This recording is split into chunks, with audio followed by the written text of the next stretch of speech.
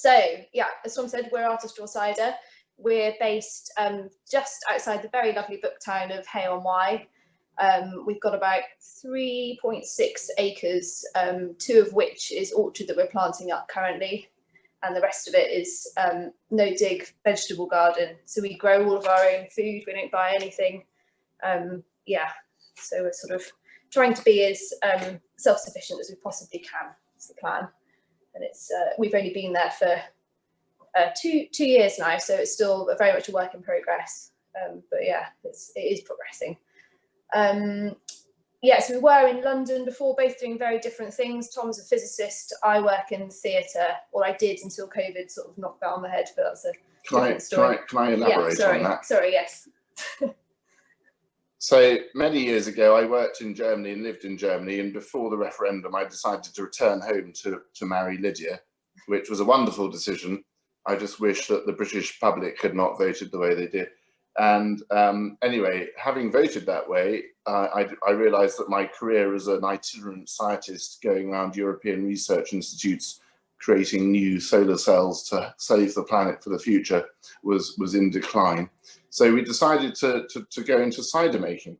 And I'd been making cider as a hobby since 2003. As you can see in this picture here, very young, fresh looking Tom. That's remarkable. What amazing precedents you have done. So 2003, I got into cider making purely because at the time I figured out as a student I could make an alcoholic drink for 30p a pint, owing to my cousin living in Herefordshire and her mate Brian Jones having a press. So, you know, 1 + 1 = 3, and off we went. So yeah, that's a picture of me. So yeah, sorry, Lydia, you carry on. No, that's all good. So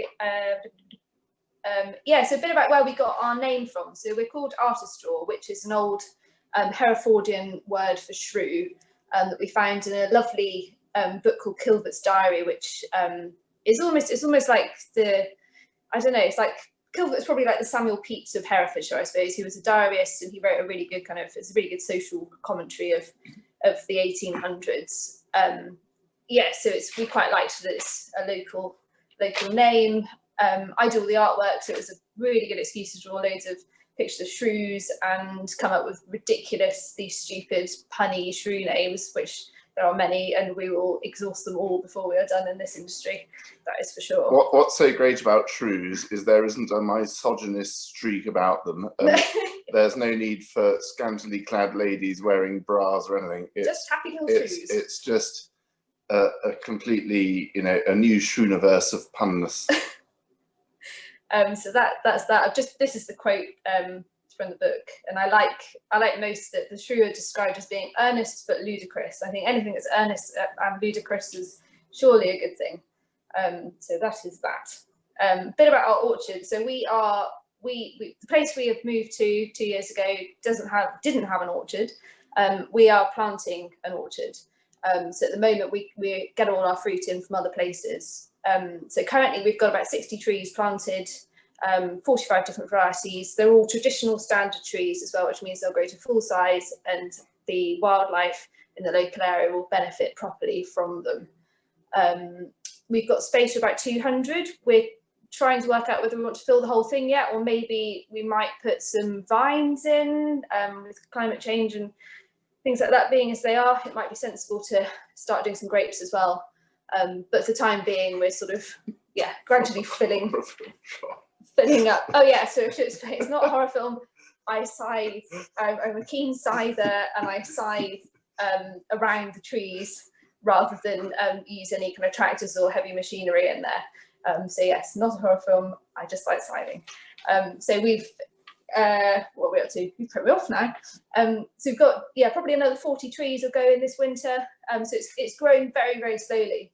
But yeah, as I said, we did all the grafting ourselves, so we're able to really, really pick the varieties we want to. And we're trying to kind of really seek out old Herefordshire varieties. So we've got some trees that we know there are only 2 or 3 other ones in existence. And yeah, that's very much our ethos to kind of, I don't want to call it a tree museum, but yeah, sort of create a tree museum. They may make horrible cider. That's probably why they're so rare. Maybe. We'll discover that in time.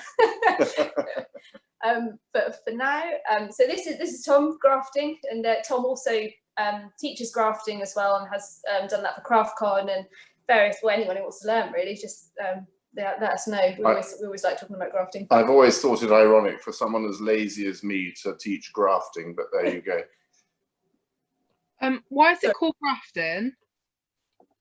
That's a good question. I don't actually know, Jeanette. It's the art of effectively fixing two separate types of tree, well, two separate varieties of apple tree to the same sort. So you unite a rootstock which grows vigorously in the ground with a scion or cultivar, as it's known, which is the bit above ground that fruits, that obviously makes the fruit you put in your cider.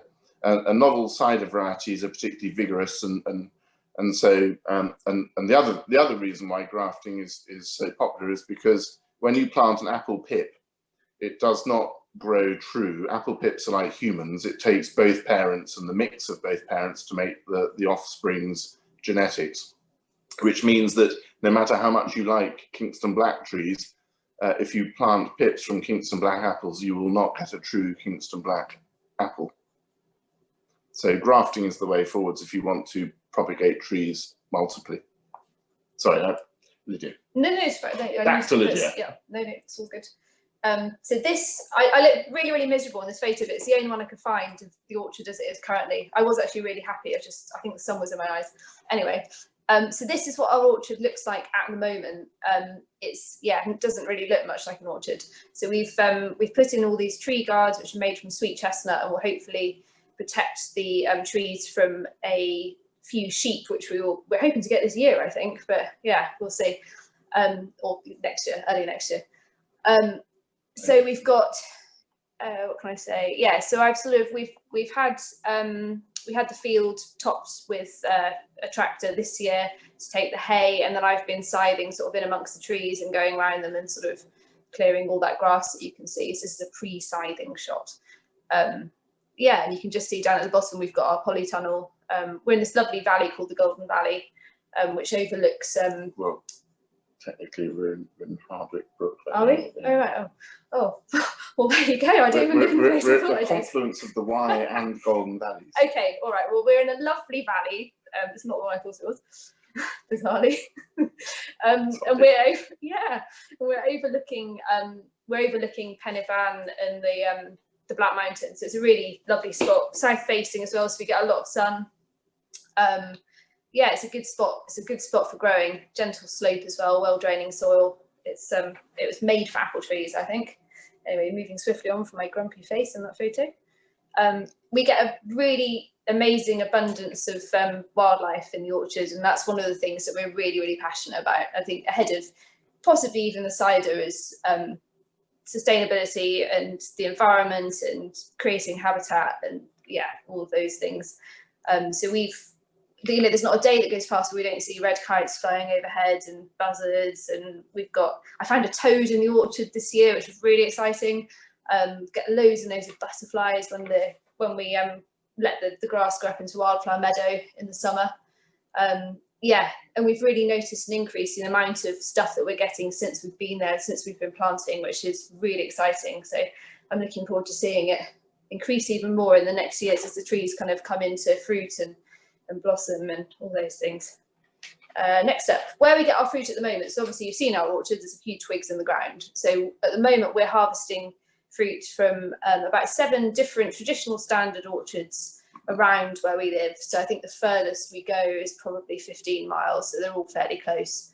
And we don't like to travel too far, just because we don't want to burn loads of oil, basically. Well, this year we will be able to say to very precise degrees the amount of carbon dioxide emitted per pint of cider produced, which is because what we've been monitoring very carefully our uses of fuel. But I digress, Lydia.